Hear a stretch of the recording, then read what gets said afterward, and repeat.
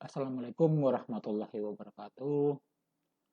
Eh, Berjumpa kembali dalam mata kuliah energi terbarukan dengan topik energi termal laut atau energi termal lautan yang lebih dikenal dengan Ocean Thermal Energy Conversion atau OTEC. Eh, Sebagaimana kita ketahui bahwa 2/3 dari permukaan bumi itu eh, merupakan lautan yang menerima energi panas yang berasal dari matahari.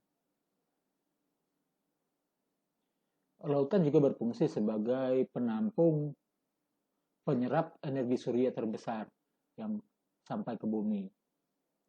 Kemudian seperempat dari daya surya sebesar 1,7 kali 1017 watt yang mencapai atmosfer yang diserap oleh lautan. Pemanasan dari permukaan air di daerah tropik itu mengakibatkan permukaan air laut bertemperatur antara 27 sampai 30 derajat Celcius. Permukaan yang hangat dipakai dalam kombinasi dengan air dingin yang temperatur 5 sampai 7 derajat Celcius pada kedalaman 500 sampai 600 meter di bawah permukaan laut. Nah, perbedaan temperatur inilah yang dimanfaatkan energinya, atau perbedaan temperatur di permukaan dan di dasar laut hingga terjadi perpindahan energi dari temperatur tinggi ke temperatur rendah. Di sini antara dari temperatur tinggi 27 ke 5 atau dari 30 ke 7 derajat Celcius. Kalau kita lihat bahwa luas daratan itu adalah 29%, 29,2. Sedangkan luas lautan itu adalah 70,8% dari permukaan bumi. Kalau dengan luasan itu adalah kurang 148.892. 148.892.000 untuk daratan. Untuk lautan 390.059.000. Sebagaimana kita ketahui bahwa Indonesia adalah negara kepulauan yang terdiri dari 17.000 pulau dengan garis pantai sepanjang 81.000 km. Nah, dengan panjangnya garis pantai dinyatakan bahwa Indonesia adalah lebih luas lautan daripada daratan, sehingga ada potensi untuk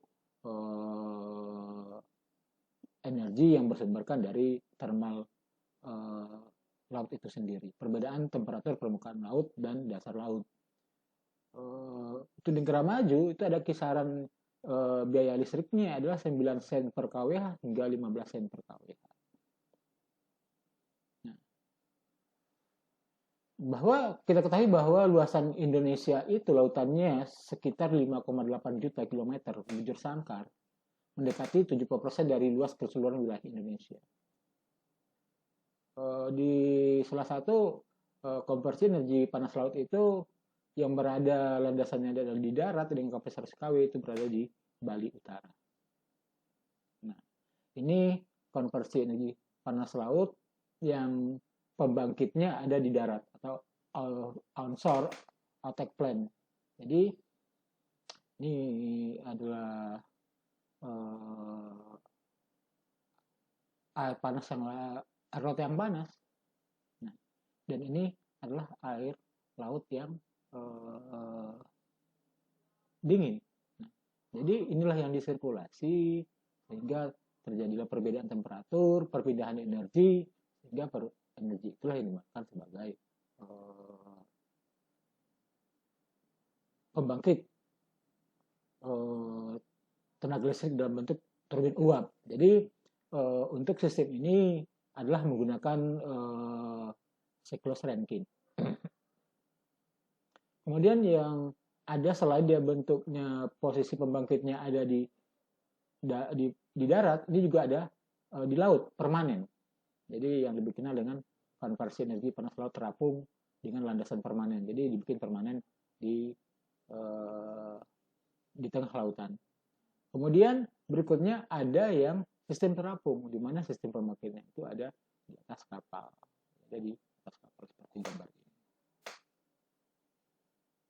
Baik, kita lanjut.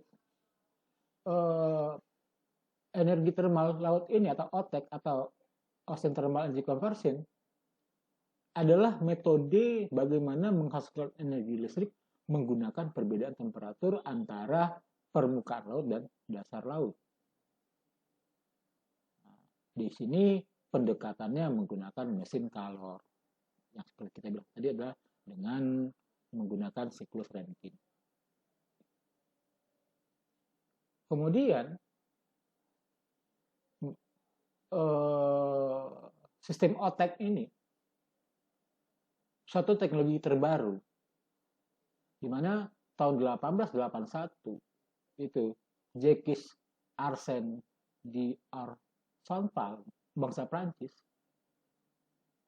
mengajukan konsep energi termal lautan. Jadi inilah bangsa Prancis inilah yang pertama mengusulkan konsep OTEC ini. Kemudian murid dari d'Argenval, Jean-Claude, membuat OTEC pertama kalinya di Kuba tahun 1930 yang menghasilkan daya listrik sebesar 22 kW dengan turbin bertekanan rendah. Kemudian 1931 Nikola Tesla meluncurkan sebuah buku dengan On Future Motive Power itu yang mencakup tentang konversi energi termal laut. Kemudian Claude pada tahun 1935 membangun pembangkit yang kedua di atas kapal kargo yang berkapasitas 1.000 ton yang mengapung di lepas pantai Brazil. Kemudian tahun 1956 fisikawan Prancis itu mendesain 3 MW pembangkit listrik OTEC di Abidjan, Pantai Gading. Namun waktu itu tidak berkembang karena pada tahun 1950-an itu bahwa energi listrik minyak itu lebih ekonomis dibandingkan daripada sistem pembangkit listrik tenaga termal air laut ini atau OTEC ini, sehingga dia itu tidak berkembang. Nah, pada tahun 1992, Hilbert Anderson dan James Anderson Jr. mendesain sebuah siklus yang mencapai tujuan daripada yang tidak tercapai oleh Claude yang di atas tadi. Mana mereka fokus pada pengembangan desain baru dengan efisiensi lebih tinggi. Masalah yang ditemukan pada desain Claude, akhirnya mereka mematenkan desain siklus tertutup buatan mereka pada tahun 1967. Jadi ditemukanlah pada tahun 67, dipatenkanlah tahun 1967 adalah paten daripada OTEC sistem tertutup oleh Hilbert Anderson dan Anderson Jr. Kemudian Amerika Serikat pada tahun 1974 ketika Otoritas Natural Energy Laboratory di Hawaii mendirikan Keyhole Point di pantai Konawa. Kemudian Jepang, walaupun di situ tidak ada potensi untuk OTEC, namun dia mengembangkan teknologi tentang OTEC. Salah satunya adalah proyek Jepang dalam pengembangan OTEC adalah fasilitas OTEC di Nauru yang menghasilkan 120 kW, di mana 90 kW dimanfaatkan untuk penggerakan fasilitas OTEC, sedangkan 30 kW dialirkan ke sekolah-sekolah yang ada di Nauru. Nah, konversi energinya ini sudah kita bilang tadi bahwa pemanfaatan perbedaan temperatur di permukaan laut dan di dasar laut, di mana minimal di permukaan laut itu adalah 77 derajat Fahrenheit atau berkisar 25 derajat Celcius untuk bisa membangkitkan energi listrik. Laut yang menyerap panas yang berasal dari matahari, panas matahari membuat permukaan laut itu panas dibandingkan dasarnya, sehingga terjadilah perpindahan panas, perpindahan energi. Ini bentuknya, ini bentuk dari sistemnya, di mana ini adalah permukaan laut yang energi yang mempunyai temperatur panas. Warm sea water adalah air laut yang panas yang di sini temperatur 25 derajat Celcius, dan di bawah sini adalah dasar laut yang temperatur air lautnya adalah 5 derajat Celcius. Nah, air panas dipompakan ke evaporator, kemudian air dingin dipompakan ke kondensor. Di sini air dingin yang terkondensasi ditarik oleh pompa amonia pump, sehingga air dingin, maksudnya gini, air dingin ini yang dilewati ke kondensor, kemudian di kondensor ini dilewatkan amonium, kemudian amonium ini adalah fluida pendingin, kemudian dilewati kepada sebuah evaporator, sehingga fluida dingin yang ada di evaporator, yang dia fluida panas yang melalui evaporator, kemudian ada fluida dingin dari amonium melalui evaporator juga. Di sini dia tidak bercampur, sehingga terjadilah penguapan, timbullah uap. Bukan uap itu yang dimanfaatkan untuk memutar turbin, sehingga turbin memutar generator, sehingga muncullah energi listrik. Baik, lanjut. Ini bentuknya tadi, ini bentuknya sama. Ini gambar siklusnya, yang di atas tadi adalah gambar prinsip kerjanya. Dan ini adalah menggunakan siklus Rankine. Jadi untuk menganalisa nanti energi yang ada di sini menggunakan siklus Rankine. Nah, adapun bagian-bagian dari otak itu sendiri adalah pipa tempat masuk air dingin. Yang berarti kalau di air dingin berada di dasar laut. Kenapa? Temperatur dingin itu adalah di dasar laut, yang tadi kita ketahui bahwa temperaturnya ada antara 5 sampai 7 derajat Celcius. Sedangkan pipa tempat air masuk air panas yang kita ketahui tadi adalah temperaturnya kisaran antara 25 sampai 30 derajat Celcius, yang ini adalah berada di permukaan laut. Kemudian ada pompa untuk memompakan air hangat ke sistem. Kemudian ada alat penukar kalor yang berfungsi untuk menguapkan fluida. Kemudian ada kondensor untuk mengkondensasikan uap. Kemudian sistem pengapung berfungsi untuk menempatkan peralatan otek itu sendiri. Tadi dia ada 3. Yang pertama ada tempatnya di laut, kemudian ada di laut permanen, kemudian ada di laut dia adalah di atas kapal, yang di laut itu dinamakan dengan sistem terapung. Nah, ini ada 3 yang kita bilang tadi. Ada pembangkit listrik tenaga otek itu ada 3 jenis. Yang pertama ada siklus terbuka, ada siklus tertutup, dan gabungan antara siklus terbuka dan siklus tertutup. Yang siklus terbuka dikenal dengan open loop otek, sedangkan yang tertutup adalah closed loop otek. Sedangkan gabungan dari siklus tertutup dan terbuka dinamakan dengan hybrid otek. Ini bentuk daripada siklus terbuka atau open siklus yang dikembangkan oleh Claude seperti sejarah di atas tadi. Ini air panas, air dingin di permukaan, ini air panas dari permukaan laut. Nah, ini air panas di permukaan laut, dimasukkan ke evaporator, air dingin dimasukkan ke kondensor, kemudian itu uap air dingin ini dikondensasikan, kemudian dikembalikan lagi ke saluran buangnya. Nih, air panas inilah yang diuapkan, panas yang diuapkan melalui cairan pendingin. Salah satunya adalah menggunakan pompa vakum, bisa dipakai freon dan bisa pakai amonia. Dengan bantuan fluida ini terjadilah suatu proses penguapan di evaporator hingga menghasilkan uap yang memutar turbin. Nih, siklus tadi yang seperti kita ceritakan, bahwa siklus open loop otek ini digunakan sebagai sumber energi dan medium kerja. Air hangat di permukaan laut dipompakan ke dalam evaporator untuk diuapkan seperti diceritakan tadi di atas. Kemudian kelebihannya apa? Menghasilkan air tawar bisa dikombinasi dengan fungsi lain seperti air minum. Tidak berbahaya, produksi listriknya stabil dan dia murah. Namun kekurangannya di sini adalah tekanannya rendah, sehingga harus membuat ukuran turbin yang lebih besar dan efisiensi cuma 1-2%, dan biaya pembangunan tidak murah. Jadi di sini bisa dikatakan mahal. Kemudian di samping ada siklus terbuka dan juga adalah siklus tertutup. Ini dia, ini siklus tertutup yang prinsip kerjanya sama, cuma membedakan alirannya saja. Seperti ada di gambar ini. Kemudian, namun siklus tertutup ini menggunakan media amonium, freon R22, atau gas propan. Amonia NH3, freon R22 adalah CH-ClF2, gas propan adalah C3H6.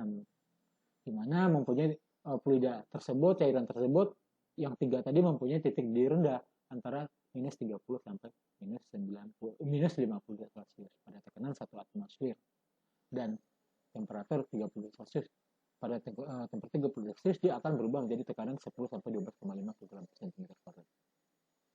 Kemudian air hangat bersuhu 25 sampai 30 derajat tersebut dipompakan ke dalam evaporator.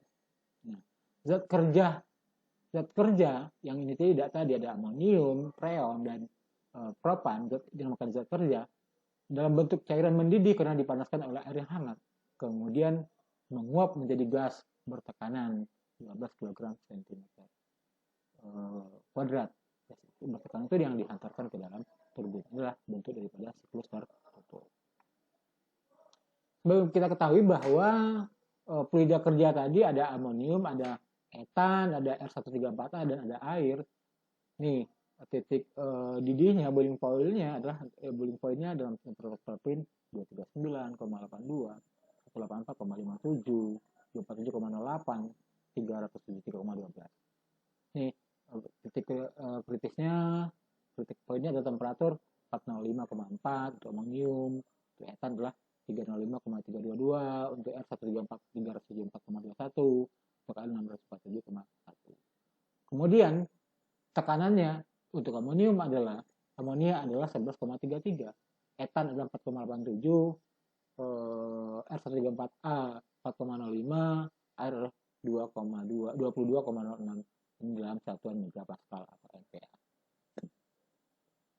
Nah, kemudian kelemahan daripada sistem tertutup ini atau closed loop OTEC ini, pertama tekanan tinggi, membuat kelebihan itu adalah tekanannya tinggi, membuat turbin tidak besar, tidak membutuhkan bahan bakar, produksi listriknya stabil, dioperasinya rendah. Namun kekurangannya, zat medium yang digunakan berbahaya jika terjadi kebocoran. Yang tadi adalah freon R134 tadi, amonia tadi. Kalau bocor adalah berbahaya karena dia beracun. Dia pembangunan mahal, namun efisiensi juga rendah dari 1 sampai 3%. Tapi efisiensinya lebih tinggi dibandingkan dengan siklus terbuka. Nih, bentuk. Kemudian ada siklus gabungan antara siklus tertutup. Jadi hybrid ini adalah menggabungkan dua buah siklus. Yang siklus di atas tadi adalah siklus terbuka dan siklus tertutup.